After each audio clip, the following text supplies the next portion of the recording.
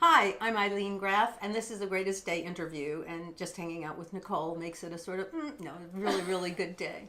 Tell me a little bit about your background. In high school, I did my first show, my first musical ever, my senior year of high school. I wasn't one of those people that did shows all through their childhood. That just wasn't part of our life. And I said to myself, oh, I like this, I can do this. So I went to Ithaca College and I studied drama and came back to New York and got a job on Broadway, which was really very nice for a kid. I was in Promises, Promises on Broadway. I understudied the leading lady, and we had 4 women sitting in the orchestra pit, and we sang backups. It was a Burt Bacharach, Hal David score, so there's a lot of wonderful backup singing. And then I did a couple more Broadway shows, and then my husband was offered a job in LA to write music for television, and at that point I had been in my last Broadway show, which was called I Love My Wife, for a year, and the Tonys were over, and it was the kind of thing where I could stay in the show or I could leave. It really wasn't going to make that much of a difference. So he took the job in LA, and we moved to LA, and I was really lucky. I just started going on auditions and working in TV pretty fast. And you worked in TV a lot before you were in the hit show Mr. Belvedere. Mm-hmm. But what was your favorite show that you worked on before Mr. Belvedere? Oh, what a nice question. Well, I think there were 2 shows that I had really, really a lot of fun on. I guested on, 3 shows. I guested on a week of Laverne and Shirley, which was so much fun. It was an episode, one of the first things that Penny Marshall ever directed. So she was great. I mean, she would pull me aside and say, wait 2 beats before you say the next line and you'll get a bigger laugh. Stuff like that. That directors don't often have time to do in television because you're so busy with all the technical stuff. And I got along really well with Michael McKean and David Lander, and who were Lenny and Squiggy. And it was Lenny and Squiggy go on the dating game. So I was the blonde with the gold lame mini dress that they were fighting over. So that was a great week. I still have very, very fond memories of that week.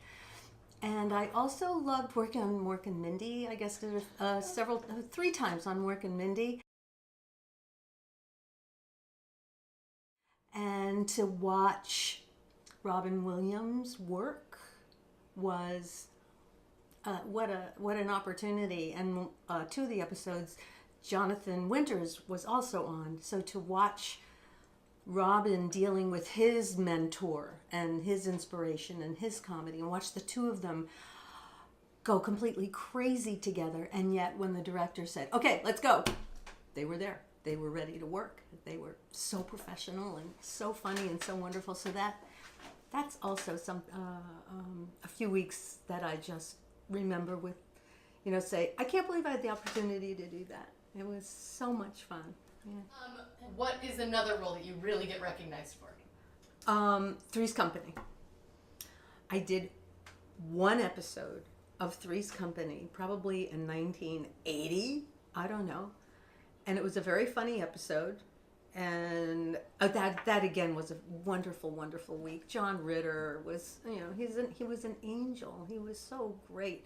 And we just laughed and laughed all week. It was so much fun.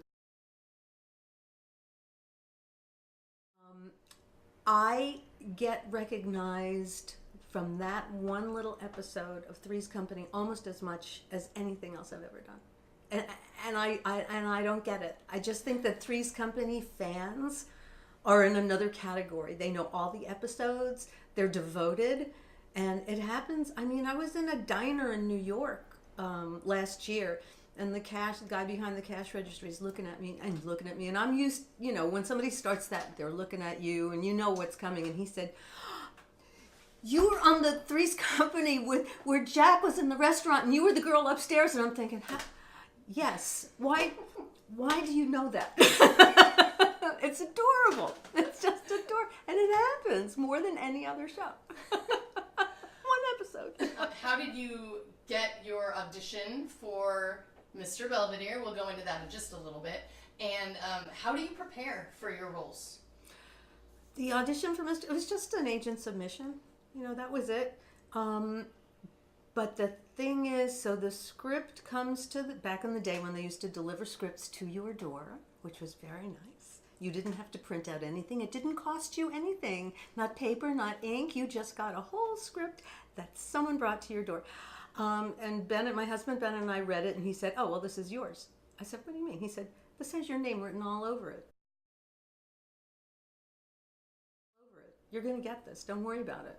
And I said, "All right, fine."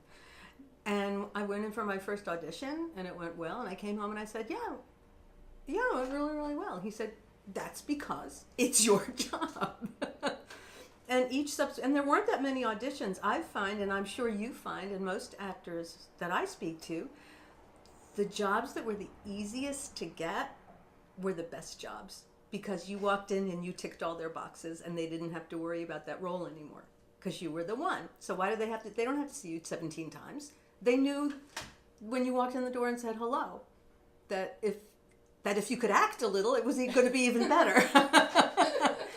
And I went in for, I don't know, maybe just 2 auditions in the office and 1 network, where they bring you in with the, who was attached. Bob Uecker was already attached. He was always attached to the project. He played my husband.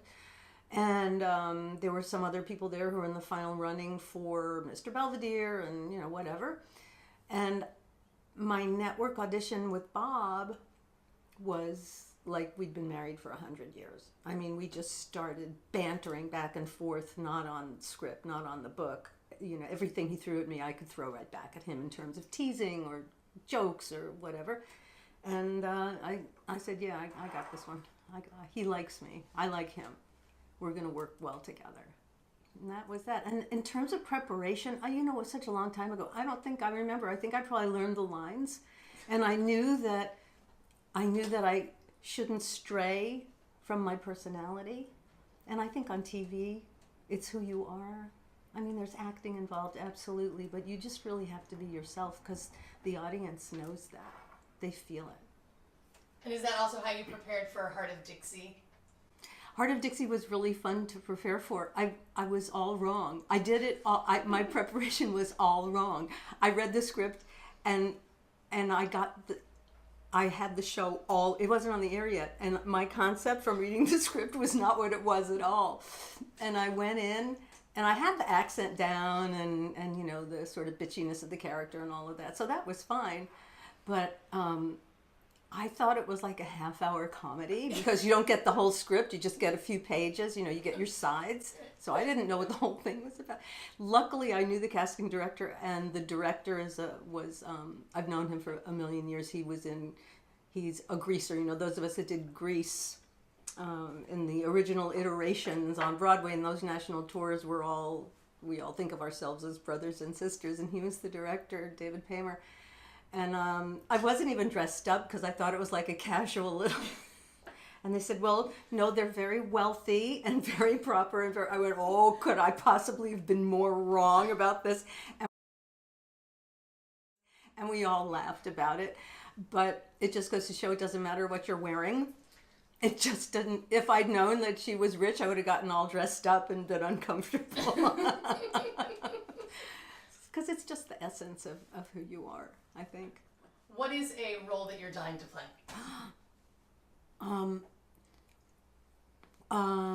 Let's see. Well, my daughter and I always had this dream of doing Gypsy together, but we're both really aging out of Gypsy. I mean, I did Gypsy like 20 years ago and was kind of on the edge at that point, but we still have this dream and we have a joke about it, time is passing. If anybody, we're really too old for this, but we'll still do it if anybody wants it. So I think every woman who's ever done musical theater wants to do Rose and Gypsy one more time before they die. It's like, yeah, there's those iconic roles that all of us, even though I haven't been on Broadway in 40 years, you don't, it's still in your heart. It doesn't go away. It's still what you want to do.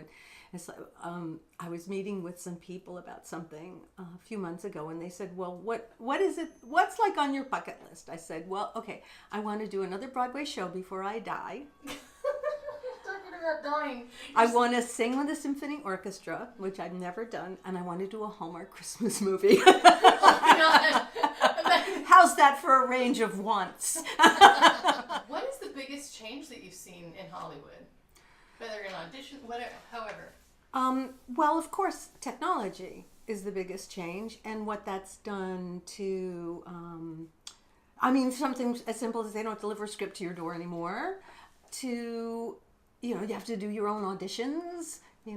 Somehow it happened that you have to go someplace and pay to audition. That's supposed to be against the rules, except that if you want to look fabulous at your self-tape, you're going to go pay somebody $30. That's really changed. The sheer amount of product, there's so much. How do you keep track of all of it? But the thing that's good is that you have so many opportunities to do your own thing and hope that, something will take off. What shows do you watch? Grey's Anatomy. We were very excited that the third season of Shetland just was on. Do you watch Shetland? No. Oh, it's so good. It takes place in Scotland, in the Shetland Islands. Okay. Oh, it's just fantastic. And I watch The Crown. I love The Crown. I'm so excited for it to come back. I'm not an animal person. I don't have 15 dogs and cats, and that's not where my heart isn't there. But there's a wonderful show on Animal Planet called The Zoo, and it's all about the Bronx Zoo. Oh, that sounds fun. It's fantastic. Learn all about the animals, and it's the Bronx Zoo. I grew up in New York City. I've never been to the Bronx Zoo, and it's right there. So I have eclectic tastes, and I watch. I just discovered The Joys of Murder, She Wrote. Is it good? Some of them are really good. They're all preposterous. They're completely preposterous, but they're charming in their impossibleness. Do you have any special skills? You have to put those on your resume. No. No special skills. I have no special skills. I can't do anything. I play no sports. I can cook. No, it always kills me when you see special skills and I'm a skydiver and a speed skater and I square dance and I'm a world champion square dancer. I do magic. I don't do anything. You just have to love me for what I am. What do you think about social media here? What it's been fantastic for is getting the word out when you're doing something. There's been nothing like it. For someone like me, I do cabaret shows, I sing around and stuff. And it really makes a difference in getting the word out with what you're doing. Because in the old days, I used to spend a fortune on postcards and postage and sit for hours and address things. And then it would only go to people that I knew what their address was. And now, thanks to social media, I'm on all the groups like my elementary school and my high school and my college and people that know about, whatever, musical theater and the cabaret things. And when I post that I'm doing something someplace, people really come. And that's something very new and delicious to do a show in New York and have people that I haven't seen in 40, 50 years, like elementary school friends, and you look at them and you go, oh my God, I look at you, but I'm seeing a 10-year-old. It's great. What's not good is casting in social media. So my daughter tells me about this. I don't know that it's so much in my age group. I don't think it matters, but they'll ask you how many followers you have. I don't think that's fair. I don't think that's right. I know that it's show business. I get it. It's a business. It's all about selling toothpaste. I understand that. But it just sort of rubs me the wrong way that if it's between two people and one has more followers than the other, that's the one that's going to get the job. I don't know. That, I think, puts so much pressure on the artist who already has so much pressure on them. And now you have to worry about that as well. And you have to worry about everybody thinks of you. Everybody's got an opinion and they can rip you to shreds. And you don't have any defense against that. So, again, it's bad for every human to have to deal with that negativity. And for artists, where your livelihood can depend on it, if enough people say that you stink, how is that going to impact the next time you go in for an audition? I don't know. It's something to think about. And really, finally, who is an actor that you'd really like to work with? Oh, I've never thought of that. I love Alan Arkin. I love Alan Arkin. He's like everything to me. That would be so much fun to work with somebody from that golden age of movies and of comedy. Although someone who's still working, he still kills me on what's the method? The Comiskey method. It's just like, how does he do that? How does he do that? He was even funny in Dumbo. And that was not easy to be, Unions. I'm a die-hard union person, and I think our unions are so important in keeping us safe, first of all, safe, and looked out for.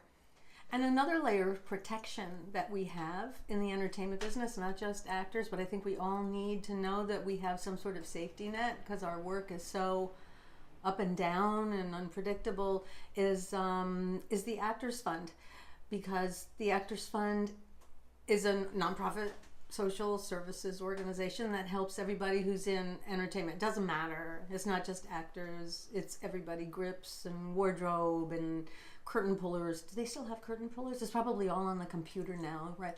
But everybody, writers, video game people, you need help, you go to the Actors Fund, and it's something that, again, another layer that keeps us sane in an insane business. So I urge anybody that is in any need, financial need, counseling need, you want to stop being in the performing arts, you want to get into a civilian kind of profession, they'll help you. Money management, help you find health insurance, so important. You must have health insurance. You go to the Actors Fund, whatever it is, and they'll steer you in the right direction. Thank you so much. Thank you. So If fun. you like what you saw, follow, like, subscribe. And if there's someone that you want me to interview, leave their name in the comments below. I'll see what I can do.